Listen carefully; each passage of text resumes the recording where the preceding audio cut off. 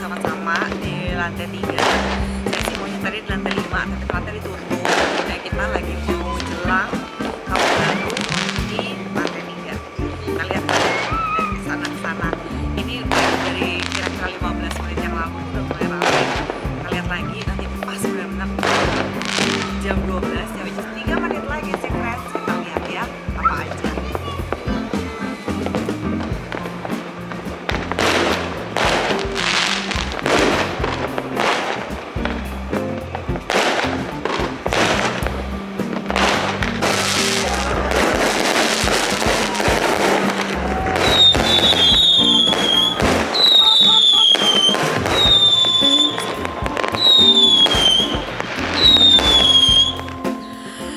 Friends, biasanya kalau mau tahun baru orang itu kan suka bikin resolusi. Kalau usul saya bukannya nggak boleh bikin resolusi, oke banget kalau mau punya resolusi, tapi supaya nggak terlalu frustrasi secara psikologis sih friends, gimana kalau hal-hal yang saya ingin lakukan di tahun-tahun sebelumnya yang belum berhasil saya lakukan, saya mau mencoba lagi di tahun ini. Kenapa seperti itu sih friends? Karena satu, supaya kita jangan cari alasan kayak enggak lah gini udah tahun baru, saya mau cari semangat baru. Nah, gimana kalau semangat yang baru itu juga menyelesaikan hal-hal yang belum terselesaikan di masa lalu atau di waktu-waktu sebelumnya. Kenapa sih friends? Karena gini, lebih baik kita mencoba lalu kita gagal ya, daripada kita selalu bertanya-tanya what if. Aduh nih, kayak misalnya ya kemarin saya pergi snorkeling nih, terus di tengah-tengah snorkeling itu saya udah sampai ke tengah-tengah gitu tuh, semuanya tuh cuma rumput gitu ya. Saya sih maunya ke Bunaken tapi nggak ada waktu, jadi yang dekat-dekat aja di daerah Mokupa gitu. Mungkin saya nggak tahu titiknya ya, saya asal aja pergi snorkeling. Terus di sana tuh cuma benar-benar rumput doang, bahkan ikannya juga nggak ada ikannya sama sekali. Terus ada yang nanya gitu, worth it nggak? Nggak worth it kan, udah jauh-jauh ke sana kemari. Buat saya sih sebenarnya tidak ada yang benar-benar sia-sia dalam perjalanan hidup ini. Yang penting saya sudah mencoba untuk pergi ke sana, dibandingkan saya di pinggiran laut lalu ngelamun terus ngebayangin gimana ya coba kalau saya ke sana, apa yang bisa saya lihat ya. Saya tidak sanggup mungkin menanggung hal-hal yang wah coba dulu gue begini, coba dulu gue begitu. Kalau aku melakukan ini dulu, jangan-jangan aku udah kayak begini.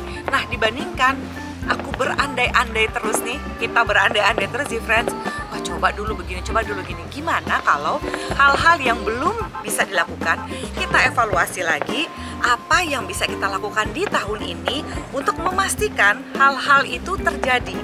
Ya, dibandingkan kita membuat bucket list baru gitu ya, rencana baru itu atau hal-hal yang baru akan menambah frustrasi, bahkan membuat kita jadinya mengingat-ingat hal-hal yang sebenarnya tidak sanggup kita capai di waktu-waktu sebelumnya.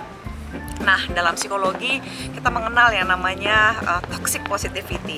Ini juga adalah bagian dari toxic positivity. Jika kita mau melupakan saja masa lalu, jangan, masa lalu itu jangan dilupakan, tapi masa lalu itu kita ambil sebagai pembelajaran.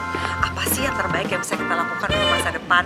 Buat saya itu lebih keren. Satu, tidak jadi demanding sama diri sendiri, ya, nggak jadi merasa menghakimi diri sendiri gitu, atau bahkan malah jadi ngerasa saya jadi punya tuntutan yang tinggi, saya juga jadi stres dan tertekan. Nah, itu yang saya nggak mau terjadi pada si friends semua. Jadi di tahun yang baru ini gimana kalau kita melakukan evaluasi, itu juga bisa merupakan sebuah resolusi yang akhirnya juga lebih realistis sekaligus juga adventure. Dari pokoknya tahun ini misalnya ya gitu ya, saya berjanji saya akan menyelesaikan hal-hal yang tidak sanggup saya selesaikan sebelumnya, atau minimal saya akan mencari tahu kenapa waktu itu saya tidak bisa menyelesaikannya, dan hal-hal yang bikin saya penasaran ya harus saya coba nih ya, at least saya harus tahu bahwa saya sudah melakukan yang terbaik. Jadi kalau misalnya kita merasa gagal ya, kita merasa aduh kayaknya gini-gini aja sih hidup, gini loh, pernah kasih tahu saya, ada nggak orang yang sukses terus nggak pakai susah dulu? Ya justru kegagalan mereka itu yang memicu mereka ketika mereka belajar dari kesalahan-kesalahan mereka. Yuk kita belajar dari kesalahan kita belajar dari kesalahan orang lain. Terus dari itu juga kita jangan terlalu demanding sama diri sendiri. ya kita mengucapkan aduh you doing good, kamu sudah melakukan yang terbaik buat diri kamu. Yuk kita coba lagi, kita lakukan, kita evaluasi ya, kita perbaiki diri kita sehingga kita jadi the best version of ourselves atau versi terbaik dari diri kita. So good luck sih friends di tahun yang baru ini, katanya taruh kelinci air apapun itu. Kita akan mencoba yang terbaik, melakukan evaluasi sehingga si friends tidak terlalu tertekan lagi. Semua yang negatif jangan dibuang, tapi di embrace atau dipeluk. Kita pelajari, aduh ini sudah membuat saya tidak nyaman. Apa ya yang akan saya lakukan ya untuk membuat ketidaknyamanan ini saya proses dengan baik. Nah proses inilah akan membantu saya untuk melakukan yang terbaik ke depannya. Selamat belajar sama-sama Z-Friend dan sekali lagi selamat berproses. See you. Jangan lupa untuk like dan subscribe supaya saya bisa memberikan lebih banyak konten-konten bermanfaat tentang cinta, relationship, dan tentunya seksologi buat Z-Friend semua. Hai.